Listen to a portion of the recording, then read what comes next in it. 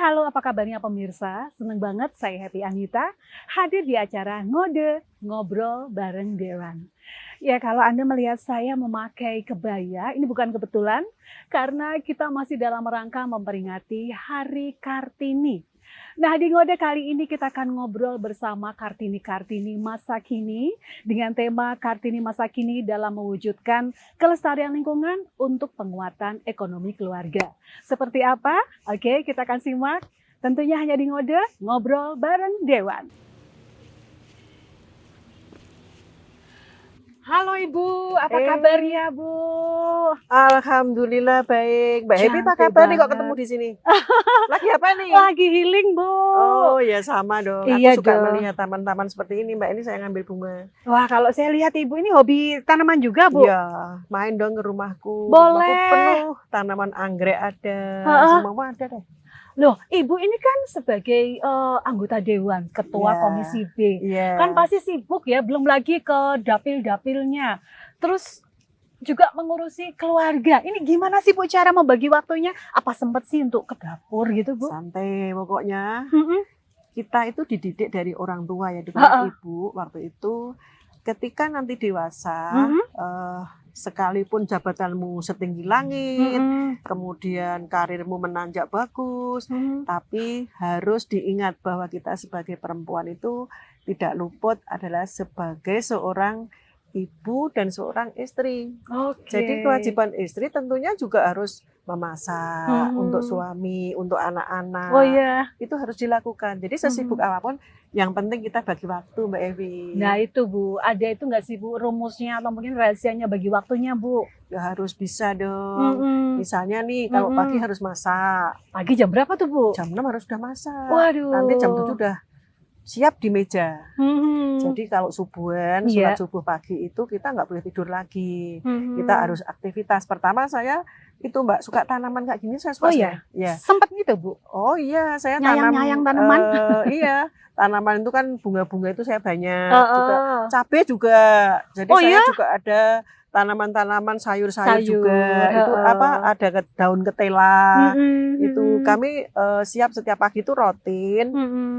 Ya pegang-pegang lah gitu. Pegang-pegang tanaman ya Iya. kan, setelah memasak. Sebelum masak, Oh, sebelum Mbak. masak malahan ya? masak. Dan nanti Aha. setelah selesai biasanya dilanjut oleh ya ada ya tukang kebunnya gitu. Heeh. Terus saya masak ke dapur. Oh iya Bu? Iya, kalau hari libur ke pasar. Oh iya Bu, sempat ke Iya, harus pasar? dong. Waduh keren. Itu suatu kebanggaan seorang perempuan. Mhm. Betul nggak? Mbak Emi Iya. gimana? Ya saya all Gini in tak Bu. tanya ini.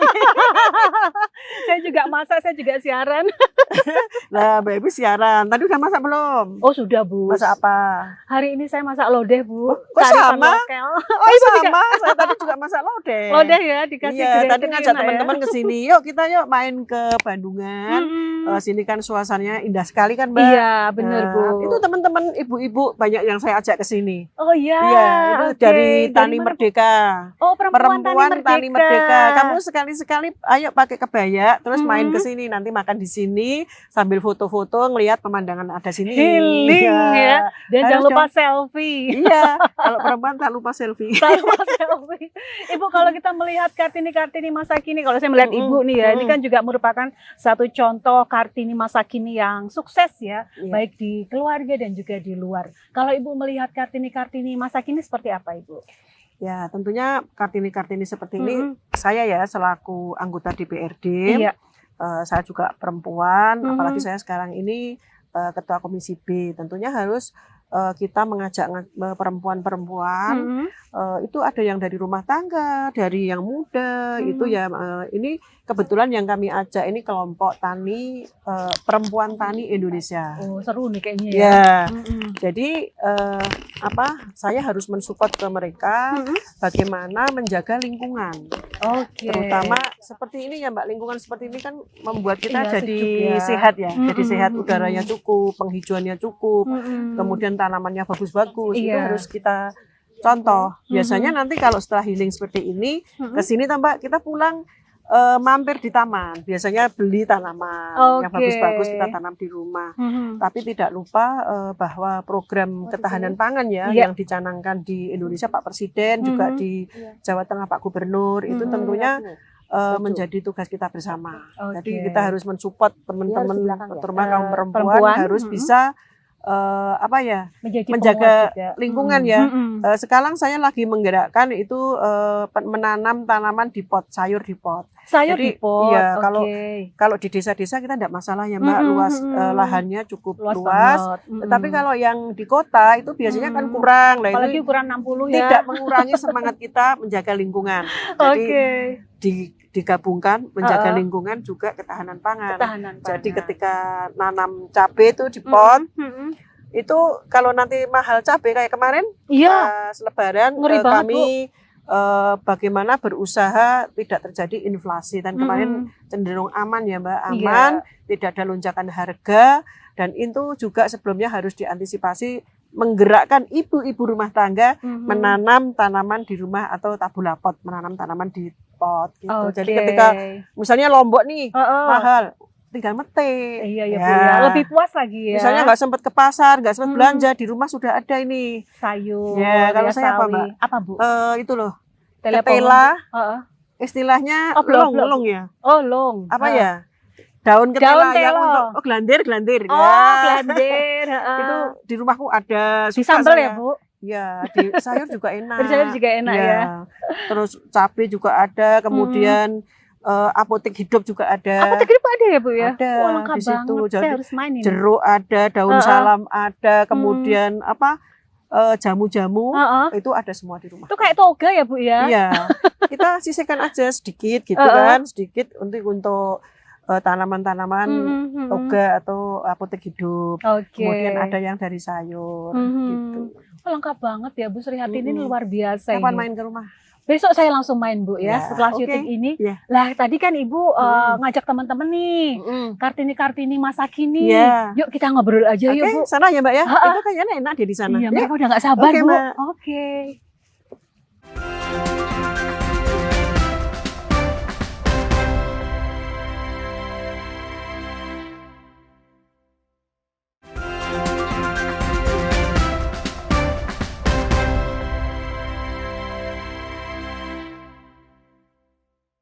Ya, kita akan ngobrol seputar Kartini masa kini dalam mewujudkan kelestarian lingkungan untuk penguatan ekonomi keluarga. Oke, kita sapa dulu satu persatu narasumbernya. Yang pertama, Ibu Sri Hartini, apa kabarnya Ibu? Alhamdulillah sehat. Assalamualaikum warahmatullahi wabarakatuh. Juga selamat pagi untuk Kartini masa kini. Oke, Ibu, ini Ibu habis muter-muter langsung ke sini ya. Dan tentunya kita sapa juga dari Dinas Lingkungan Hidup dan Kehutanan, ada Ibu Irma Damayanti. Apa kabarnya Ibu? Alhamdulillah. Sehat ya Bu ya. Oke, kelihatan dari wajahnya sehat selalu. Dan juga ada yang paling muda di antara kita, Kartini masa kini, ada Mbak Sasi Syifaurohmi, owner Si Batik. Apa kabarnya Mbak Sasi? Luar biasa, alhamdulillah baik. Sehat semuanya, karena kita di hari ini juga luar biasa. Kita menikmati udara yang sangat-sangat sejuk, lingkungan-lingkungan yang sangat sehat, sesuai dengan tema kita yaitu Kartini masa kini dalam mewujudkan kelestarian lingkungan untuk penguatan ekonomi keluarga. Pakai kebaya, hari ini kita pakai kebaya semuanya karena masih dalam rangka memperingati Hari Kartini. Ya, saya ke Ibu Hartini dulu. Siap, ini Ibu. Ibu sebagai Ketua Komisi B DPRD Provinsi Jawa Tengah, Ibu melihat kondisi lingkungan khususnya di sejumlah wilayah di Jawa Tengah itu seperti apa Ibu? Ya, terima kasih. Sejujurnya ya, untuk Indonesia khususnya Jawa Tengah ini terutama lahan, ini pertanian ya, karena ini temanya ketahanan pangan ya Mbak ya. Ini khusus lahan pertanian itu mengalami penurunan yang luar biasa. Penurunan Bu? Alih fungsi lahan untuk perumahan, kemudian untuk pabrik-pabrik dan lain-lain. Tentunya itu menjadi keprihatinan kita bersama, terutama di komisi kami yang Komisi B itu membidangi tentang perekonomian. Saat ini pemerintah sedang menggalakkan yaitu ketahanan pangan. Jadi kami bagaimana membawa kaum perempuan ya, kaum perempuan kami, saya selaku anggota dewan tentunya harus bisa memberikan contoh untuk khususnya perempuan-perempuan dan khusus lagi untuk ibu-ibu rumah tangga. Bagaimana dia ikut partisipasi mensukseskan program pemerintah yaitu tentang ketahanan pangan. Kemarin setelah Ramadan kemudian Lebaran, saya sudah kerja keras tentunya bersama dinas-dinas terkait untuk bagaimana tidak terjadi inflasi di Jawa Tengah ini, dan alhamdulillah hasilnya kami survei di lapangan ya lumayan nggak ada kenaikan harga yang signifikan kan, sehingga itu saya mengatakan sudah berhasil lah. Berhasil. Kemudian tentunya kami juga turun-turun ke lapangan ya Mbak, tentang ketahanan pangan ini. Kami selalu bertemu dengan petani-petani, bagaimana apa yang dia keluhkan terhadap pemerintah. Mendengar ini ya Bu? Iya, harus menyerap aspirasi beliau-beliau, khususnya petani ya. Dulu, era dulu mereka sangat antusias meminta kepada pemerintah untuk memperhatikan petani, terutama waktu itu sulitnya pupuk. Iya, sempat sulit ya, kelangkaan pupuk ya Bu. Hampir setiap kita ketemu petani, bagaimana pupuknya gitu kan. Nah, sekarang alhamdulillah pupuk untuk Jawa Tengah sudah tidak ada kekurangan lagi, karena mata rantai peredaran pupuk itu sudah dipangkas sehingga langsung ke kelompok tani, jadi langsung ke masyarakat gitu. Di samping itu juga misalnya pasar ya, kita kemarin Lebaran bagaimana tidak terjadi lonjakan yang luar biasa kayak dulu-dulu. Kemarin sudah alhamdulillah kita turun ke pasar. Cenderung aman sih ya Bu ya. Turun ke pasar bagaimana agar harga-harga itu tidak melonjak. Misalnya kalau suatu daerah terjadi lonjakan, tentunya dari dinas terkait itu harus turun bagaimana mengucurkan subsidi pangan untuk daerah tersebut. Itu yang diberi subsidi pangan itu tentunya daerah yang ada lonjakan-lonjakan harga. Tapi itu hanya sifatnya misalnya sehari 2 hari, nanti ketika pemerintah turun situ sudah bisa mengatasi. Gitu ya. Jadi kayak tambal dulu ya, baru setelah itu ini ya Bu. Jadi menurut Ibu Suryharti ini untuk dapilnya sendiri Bu? Saya dapilnya Kabupaten Demak, Kabupaten Kudus, dan Kabupaten Jepara. Itu juga lingkungannya juga seperti yang Ibu sampaikan tadi, ada penurunan ya Bu ya? Iya, sama. Itu se-Jawa Tengah sama. Sekarang saya ke Bu Irma ini. Bu Irma ini masih muda tapi kok sudah doktor ya. Sudah doktor ya. Kelihatannya tak kira tadi sudah masih itu loh Mbak, masih gadis. Masih gadis ternyata. Looknya luar biasa Bu, karena sehat Bu. Jadi kelihatan muda terus. Bu Irma, gimana nih Bu? Ini kan merupakan ininya nih ya, tokohnya ini dalam lingkungan ini. Bagaimana menurut Ibu Irma sendiri dengan melihat lingkungan ya di Jawa Tengah khususnya ini? Ya, terima kasih waktunya yang kami hormati Ibu Ketua Komisi B DPRD Jawa Tengah. Saya di sini mewakili Bapak Kepala Dinas. Kebetulan hari ini sedang ada acara bersamaan. Dan mungkin saya ingin menyampaikan terkait kondisi lingkungan ya, di Jawa Tengah saat ini. Kalau kita perhatikan, memang yang paling kita rasakan dampaknya adalah udaranya ya Bu. Mungkin Bandungan 5 tahun atau 10 tahun yang lalu lebih dingin dari ini. Kita sekarang di cuaca yang cukup bagus ya di sini ya. Nah, itu yang kita rasakan. Kemudian tadi Ibu juga menyampaikan terkait alih fungsi lahan pertanian. Memang Jawa Tengah ini merupakan lumbung pangan nasional. Jadi kalau ada apa-apa dengan Jawa Tengah ya Ibu tadi sudah berupaya dengan sekuat tenaga untuk mengamankan itu semua, akan mempengaruhi ketahanan pangan di negara kita tentunya, karena Jawa Tengah salah satu lumbung pangan nasional. Nah, terkait dengan lingkungan, dengan adanya alih fungsi lahan yang marak sekali di Jawa Tengah, karena kita tidak bisa menutup mata kita dengan berkembangnya sektor perekonomian dari industri. Nah, itu yang memiliki dampak lingkungan cukup signifikan. Kalau kita melihat dengan berdirinya sebuah kawasan industri, pasti yang terdampak pertama apa? Dari udara pasti. Itu nanti terjadi alih fungsi lahan yang tadinya pertanian berkurang atau yang tadinya kebun. Nah, itu mengurangi resapan-resapan air. Ya, Jawa Tengah kan yang tadinya mungkin ini salah satu dampak yang sudah kita rasakan, udara yang panas ini, karena kawasan-kawasan resapan di atas itu sudah mulai tidak bisa berfungsi dengan maksimal. Nah, itu mungkin salah satu gejala yang sudah kita rasakan. Di samping itu juga frekuensi bencana. Nah, ini pengaruh ya. Daerah-daerah mungkin Ibu tadi salah satu dapilnya di Demak. Demak ya. Demak itu kan ada titik-titik spot-spot yang dulu tidak pernah banjir, sekarang menjadi banjir. Kudus juga, Mbak. Betul, Kudus itu kemarin ya, sempat bener. genangan. Itu langganan itu. Ada yang tergenang sampai itu kan. Kita pernah lewat itu, ya Allah, itu kasihan bagaimana kehidupan masyarakat yang tinggal di atas genangan air seperti itu yang dalam jangka waktu lebih dari 1 bulan bahkan yang terakhir kemarin. Inilah kejadian-kejadian yang secara kasat mata kita lihat ya. Oh, ini sedang apa sih yang terjadi di dalam bumi kita ini? Nah, itu salah satunya adalah alih fungsi lahan, itu penyebabnya.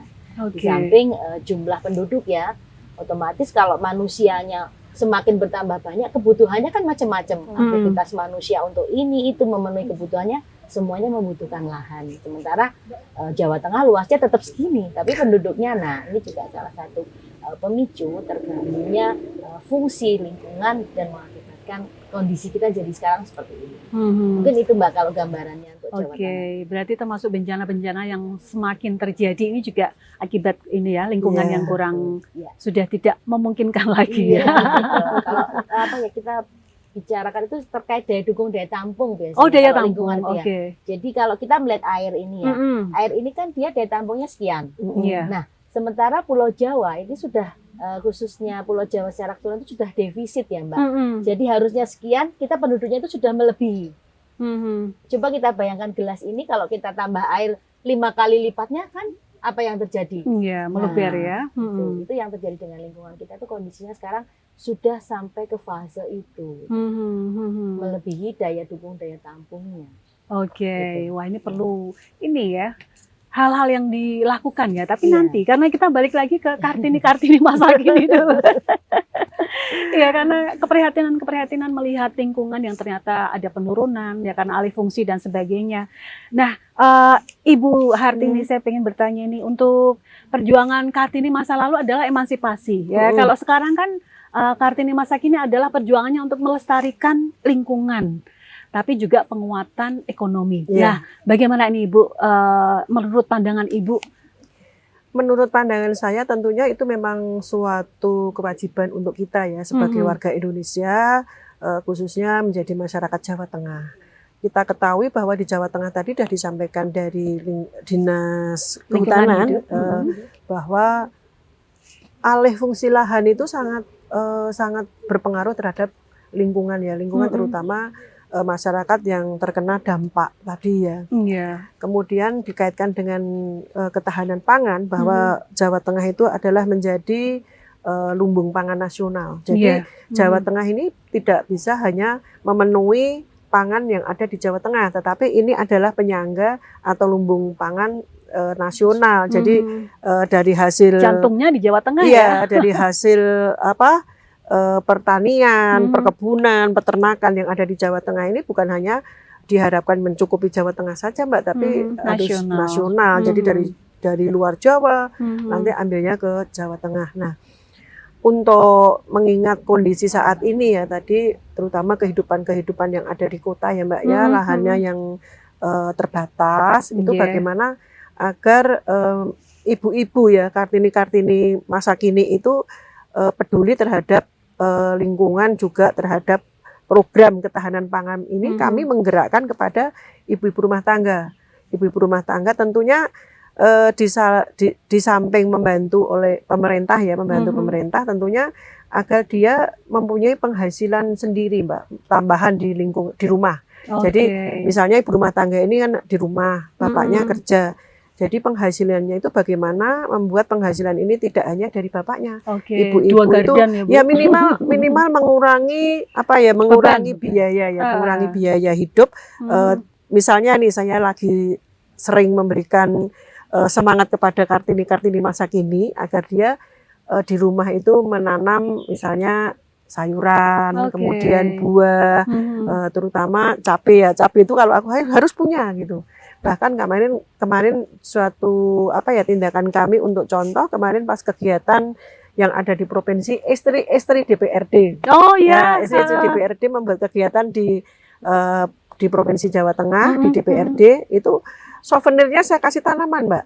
Souvenirnya saya kasih tanaman, itu bentuk contoh bahwa dari Komisi B ini benar-benar peduli terhadap lingkungan, dan kami menyemangati atau menggerakkan terutama Kartini-Kartini masa kini.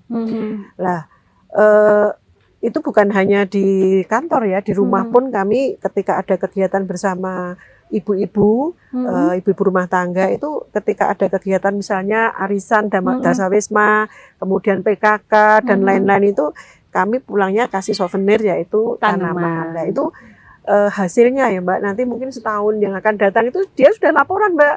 Oh ini kemarin dikasih tanaman sekarang sudah berbuah Bu gitu. Jadi kami merasa senang ya karena bagaimana untuk menarik minat ibu-ibu Kartini-Kartini masa kini itu akan peduli terhadap lingkungan, juga peduli bahwa Jawa Tengah ini adalah penyangga ketahanan pangan nasional. Jadi harus menggerakkan seluruh masyarakat dari rumah tangga, berawal dari rumah tangga. Berangkat memang dari keluarga ya. Iya, dari keluarga atau rumah tangga itu baru sampai nanti kolaborasi dengan pemerintah. Apa yang bisa dilakukan oleh pemerintah? Tentunya bagaimana mendengarkan keluhan masyarakat yang terus kita harus DPRD harus mensupport dan kami harus menyuarakan juga kepada pemerintah agar masyarakat ini peduli terhadap lingkungan tersebut. Untuk di dapur Ibu sendiri tadi di Demak, Kudus, sama Jepara ya. Bagaimana tuh dengan Kartini-Kartini di sana Ibu? Kartini ya di Kudus misalnya. Di Kudus tadi saya ngobrol sama Mbak Zi ya. Tadi Mbak Zi itu bahwa kami juga di sana mempunyai binaan-binaan. Jadi kalau tadi di rumah tangga, ibu rumah tangga itu bagaimana agar dia gemar menanam. Pokoknya jangan alasan rumah saya sempit, nggak ada lahannya, nggak ada ruang untuk menanam. Itu kita kan ada pot, kita nanam aja di pot. Itu yang sektor tanaman-tanaman.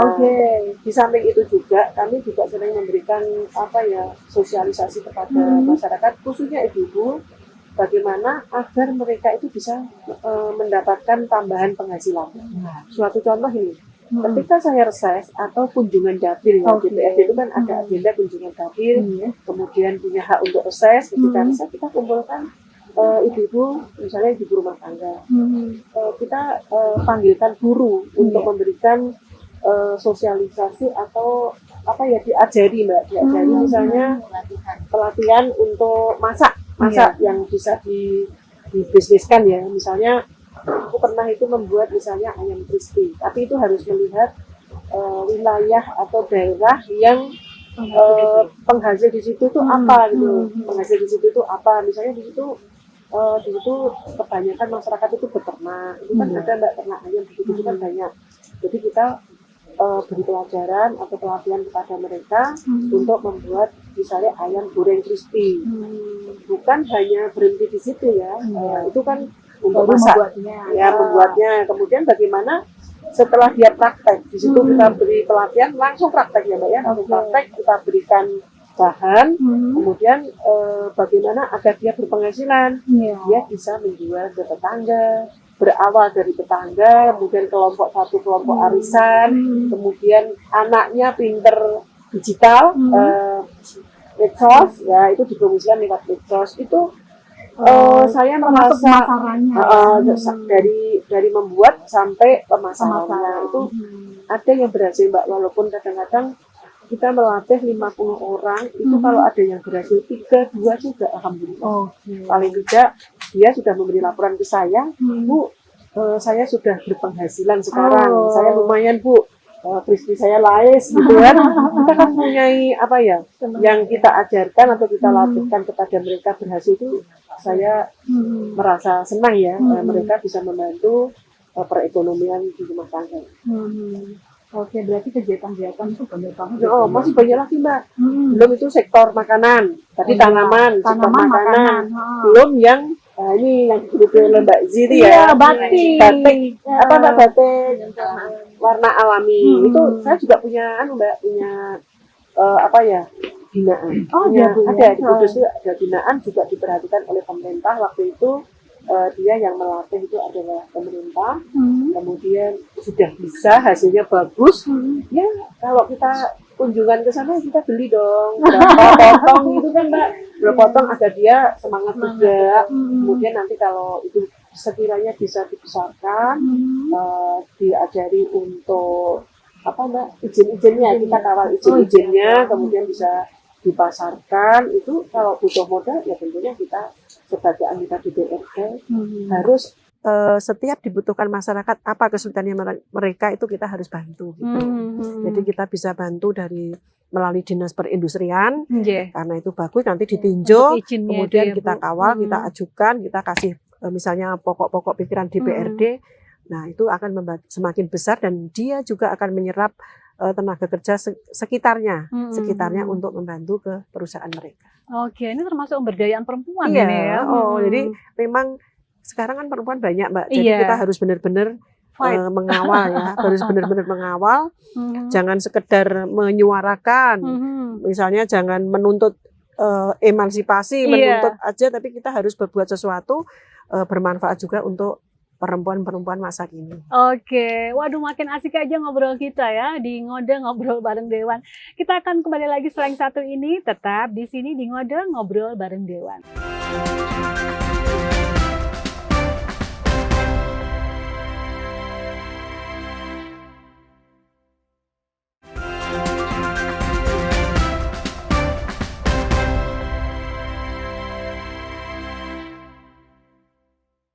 Oke, kita masih di Ngode Ngobrol Bareng Dewan, masih bersama Kartini masa kini yang luar biasa sudah mewujudkan kelestarian lingkungan dan sekaligus berdampak pada ketahanan pangan ya, juga ekonomi keluarga. Masih bersama Ketua Komisi DPRD Provinsi Jawa Tengah, Ibu Sri Hartini, juga bersama Ibu Irma Damayanti dari Dinas Lingkungan Hidup dan Kehutanan Provinsi Jawa Tengah, serta ada Mbak Sasi dari Owner Si Batik. Tadi Ibu Sri Hartini sudah menyampaikan banyak sekali hal-hal yang dilakukan untuk Kartini masa kini terutama di Jawa Tengah ya Bu ya, termasuk di dapil-dapilnya. Luar biasa terobosan-terobosan Ibu yang sudah dilakukan demi kelestarian lingkungan. Nah kalau sudah mencakup kelestarian lingkungan, saya mau tanya sama ini Bu, Dinas Lingkungan Hidup sama Mbak Irma ini. Mbak tadi sempat disentil sedikit ya mengenai kerusakan lingkungan. Nah sebenarnya itu faktor apa saja sih Mbak yang bisa menyebabkan kerusakan lingkungan? Ya, baik, terima kasih untuk faktor-faktor yang mempengaruhi kerusakan lingkungan ya. Biasanya ada dua, faktor internal dan faktor eksternal. Kalau faktor internal itu kita tahu dari manusianya itu sendiri, bersumber dari aktivitas manusia. Jadi segala aktivitas manusia itu selalu ada dampaknya terhadap lingkungan, baik itu dampak positif atau negatif. Tadi kan yang dicontohkan itu kan dampak positif yang menanam, kemudian upaya-upaya untuk menjaga atau melestarikan lingkungan. Ini juga Mbak Zili juga salah satu contoh penggiat lingkungan ini karena sudah menerapkan teknologi yang ramah lingkungan ya dengan penggunaan bahan bakunya. Saya yakin prosesnya pun juga ramah lingkungan ya harusnya ya. Apalagi ini batiknya sudah ekspor ini. Ini kan sudah salah satu contoh penerapan teknologi yang ramah lingkungan ini. Hari ini kita bisa lihat langsung. Kemudian ada faktor eksternal. Faktor eksternal itu kita tidak bisa mempengaruhi, tapi keberadaan kita di situ itu bisa memperbaiki atau bisa memperburuk gitu ya. Nah, eksternal ini disebabkan oleh kondisi alam, faktor alam, perubahan iklim, cuaca. Nah, itu kan faktor-faktor eksternal yang bersumber dari alam yang kita tidak bisa istilahnya tidak bisa cegah ya. Kalau bencana itu kan kita tidak bisa mencegah ya. Paling upaya-upaya maksimal yang kita manusia harus lakukan itu adalah memasang alat itu tadi, early warning system. EWS itu kan biasanya kan kadang mengapa masih terjadi tsunami gitu ya. Alat sudah ada, itu kadang-kadang alatnya rusak. Seperti kasus yang belum lama kemarin Ibu yang kejadian longsor di Petung Kriono Kabupaten Pekalongan. Itu mengapa bisa terjadi seperti itu? Luar biasa dahsyatnya. Nah, itu kebetulan kami sempat mengkaji gitu ya penyebabnya. Jadi kejadian longsor yang terjadi di Petung Kriono Kabupaten Pekalongan itu harus menjadi warning ya untuk Jawa Tengah, terutama daerah-daerah hulu. Kalau Demak itu juga ada hulunya ya Bu ya. Nah, daerah-daerah itu itu harus diperhatikan ya keamanannya. Terutama pengembangan wisata alam, nah itu yang harus diperhatikan juga ya, karena ternyata di Petung Kriono itu juga ada pengembangan wisata, di sana dibangun kafe. Kafe. Iya. Dan mengapa bisa terjadi bencana? Setelah kita telusuri, ternyata 3 tahun yang lalu itu pernah terjadi kejadian longsor di daerah tersebut, tapi belum ada kafe. sehingga tidak ada korban jiwa. Nah, kemudian 3 tahun berdirilah kafe itu. Nah, mungkin karena view-nya bagus ya, Bu, pasti kita memilih itu kan view-nya yang paling bagus, yang paling ini. Nah, ternyata di situ adalah jalur air. Sehingga ketika berdiri kafe itu langsung kejadiannya sama 3 tahun yang, tapi waktu itu belum ada kafe. Nah, ini menjadi pembelajaran ya buat kita semua ya, untuk lebih waspada ketika nanti akan mendirikan sebuah wisata, terutama wisata alam di kawasan hulu, karena hulu itu adalah tempat-tempat konservasi tadi yang harusnya dia berfungsi meresap air atau menyimpan, karena sudah terbuka akhirnya kan airnya, nah itu tadi mengakibatkan daerah-daerah hilir seperti Demak, Kudus yang tadinya nggak pernah banjir. Nah itu karena frekuensi curah hujan yang turun itu semuanya terbawa ke bawah. Mungkin itu yang harus diperhatikan. Jadi ada 2 faktor, internal dan eksternal. Oke, yang internal adalah SDM-nya itu sendiri ya. Kalau mungkin SDM-nya seperti Mbak Zi itu semuanya akan aman ya. Iya, mudah-mudahan gitu. Nanti yang beli siapa, Mbak? Komitmen Ibu Ketua Komisi B tadi kan sudah mau berusaha untuk mencetak ibu-ibu yang tangguh dalam hal menjaga lingkungannya tentunya. Itu yang sangat kami harapkan. Oke, saya langsung ke Mbak Zi dulu deh ya. Karena Mbak Zi juga termasuk yang disampaikan oleh Bu Irma bahwa sangat menjaga lingkungan. Dengan karya batiknya ini ramah lingkungan banget ya. Oke, bisa diceritakan Mbak Zi ini awal mula bisa berdirinya Zi Batik, terus kemudian produknya seperti apa, bisa dijelaskan ini kepada pemirsa? Oke Mbak, terima kasih pertanyaannya. Menyambung nanti ya dengan cerita kita pada hari ini. Zi Batik itu merupakan salah satu industri batik. Kami berlokasi di Gunung Pati, Semarang. Ini adalah usaha keluarga sebetulnya. Jadi foundernya adalah ayah dan ibu saya. Beliau sebagai perintis batik di kota Semarang.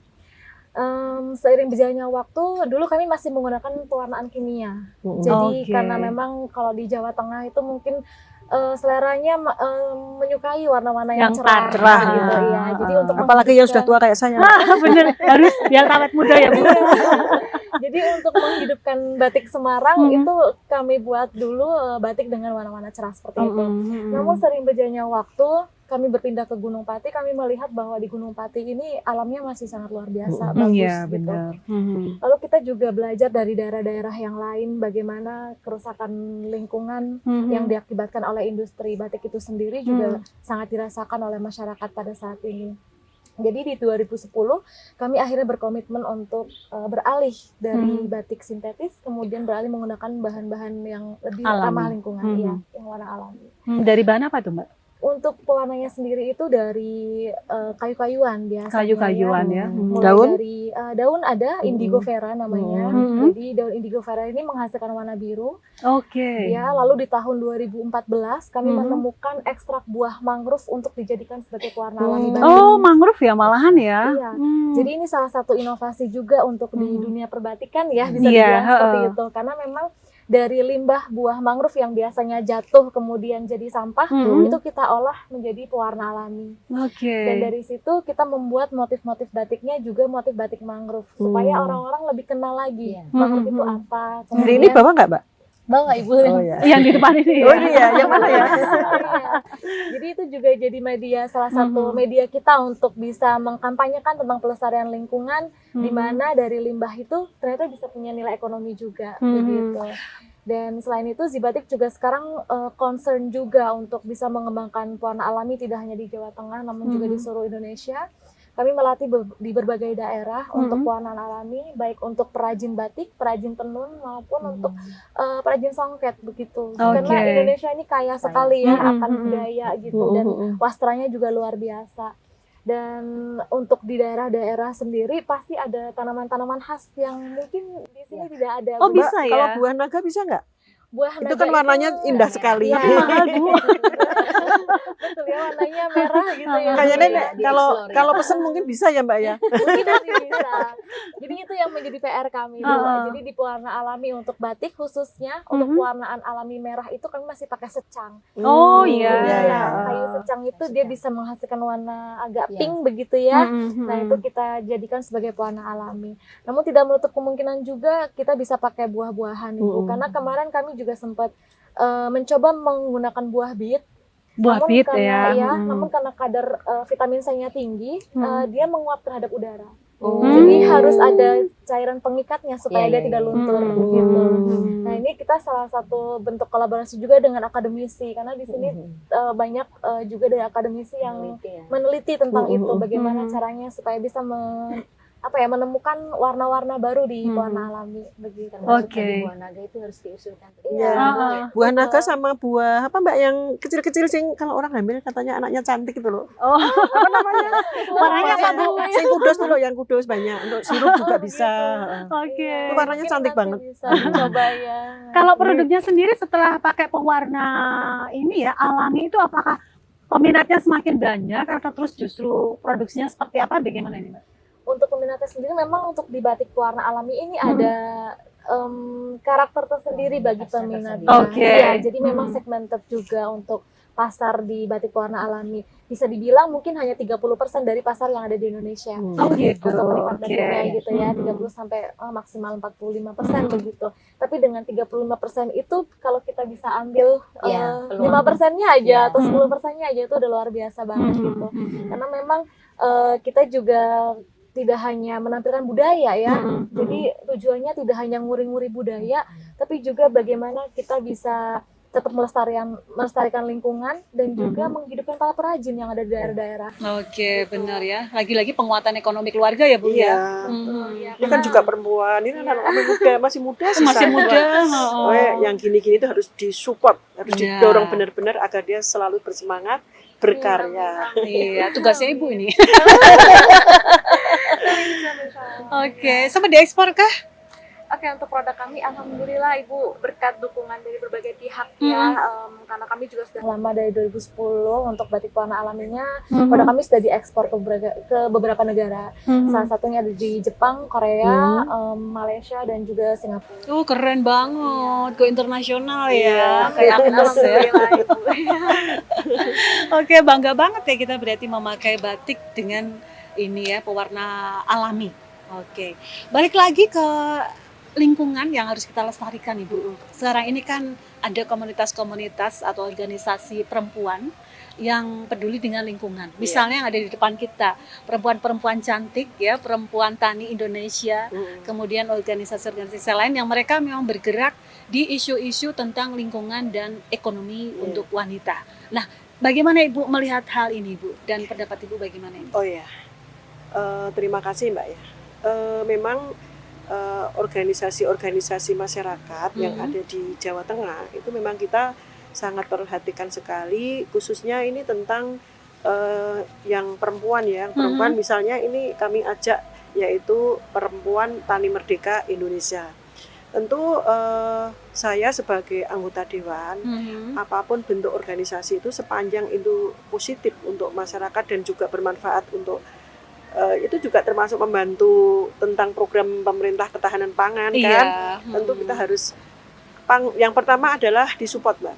Disupport, disemangati, kemudian harus kita suarakan juga dan kita harus diperjuangkan. Kami tidak lupa ya, karena namanya organisasi itu tentunya harus menghasilkan sesuatu dengan harapan misalnya ini karena ormas tani ya, ormas tani merdeka, tentunya kita harus turun ke lapangan juga, harus ketemu dengan petani-petani, terutama petani-petani perempuan ya, yang harus benar-benar kita semangati, karena menurut saya Mbak, petani itu adalah pahlawan kita. Pahlawan ya, yang tidak pernah kita ini ya Bu yang ya. kita sering lupakan.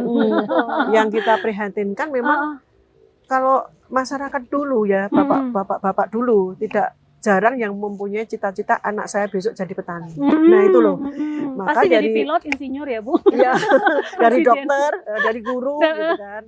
Terus sehingga saat ini kalau kita berpikir ya, kalau nanti era bapak-bapak petani yang sudah sepuh-sepuh itu sudah tidak ada, otomatis yang muda-muda ini bagaimana? Nah sekarang maka saya optimis ya terhadap tani-tani, terutama akhirnya terbentuklah Tani Merdeka Indonesia ini. Harapan kami tentunya mensupport kaum milenial ya, kaum milenial agar mencintai, agar senang bertani. Banyak Ibu ya? Banyak, karena ini memang harus disupport ya, terutama kita ciptakan tani itu tidak seperti zaman dulu harus nyangkul berpanas-panas lama berhari-hari di sawah gitu enggak. Jadi sekarang kan sudah ada traktor, kemudian panennya sudah ada kombi, kemudian syukur-syukur nanti ada drone karo ngobat itu hanya butuh waktu berapa, misalnya 1 hektar itu hanya butuh waktu berapa menit gitu ya, udah selesai semua. Itu pemerintah sangat mensupport sekali ya, karena memang sekarang ini bagaimana ketahanan pangan di Indonesia ini benar-benar kita perhatikan ya, khususnya di petani. Dan saat ini apalagi Pak Prabowo sudah menginstruksikan mulai tahun 2025 tidak boleh impor beras. Tapi kenyataannya kan sekarang cukup kan, tidak impor cukup kan, artinya memakan dengan hasil panen kita sendiri. Kemarin kan 4 macam yang tidak boleh diimpor ya Mbak, untuk konsumsi itu beras, kemudian jagung, kemudian gula, yang satu lagi apa ya, beras, jagung, gula, dan apa ya lupa? Hah?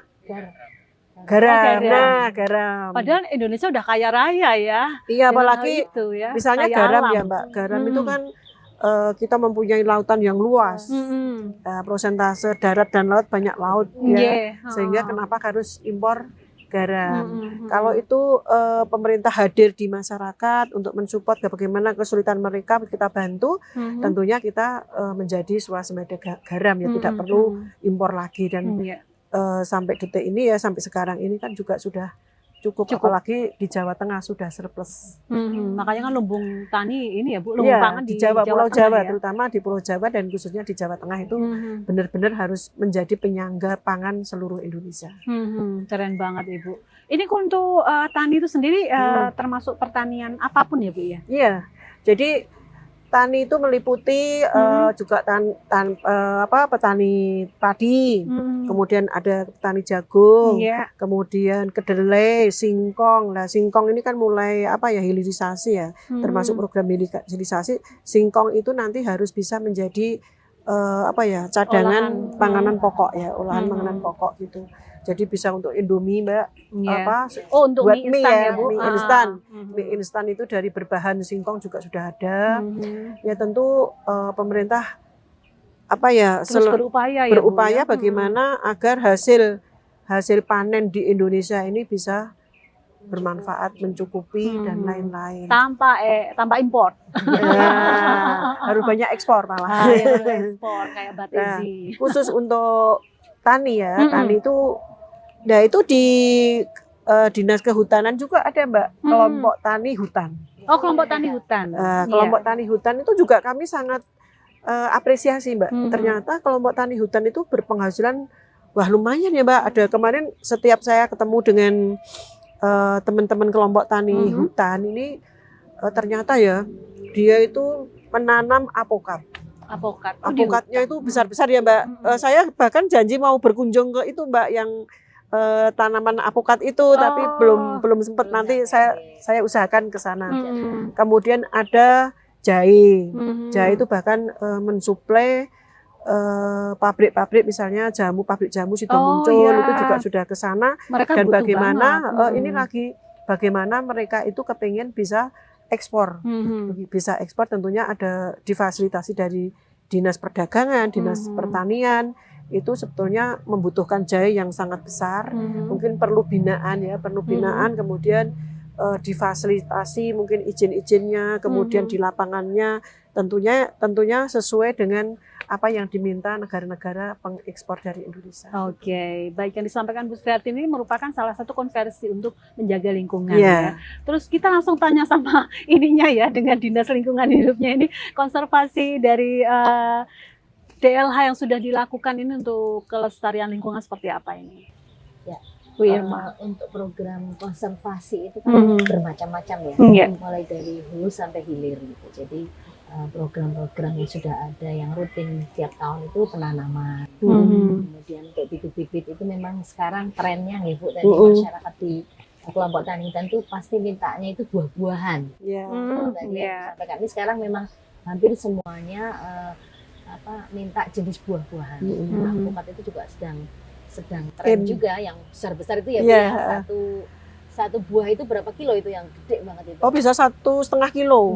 Satu itu. Itu memang tanya seperti itu, dan ternyata di Jawa Tengah itu cocok gitu ya. Dan yang perlu diperhatikan kan cocok itu tadi. Meskipun kita menanam, tapi kalau tanahnya itu menolak, tidak sesuai karakteristiknya, nah itu juga kita akan gagal panen gitu kan. Nah itu yang harus diantisipasi. Untuk program-program penanaman sendiri memang di kami itu rutin penghijauan yang dilaksanakan ya, kemudian perbaikan kawasan-kawasan konservasi baik melalui sipil maupun vegetasi juga kita lakukan rutin setiap tahun untuk konservasi. Kemudian pengamanan taman-taman nasional seperti itu ya Bu, daerah-daerah dulu gitu ya. Ada beberapa cagar biosfer, Karimun Jawa, itu juga upaya-upaya pengamanannya ada di kami lakukan.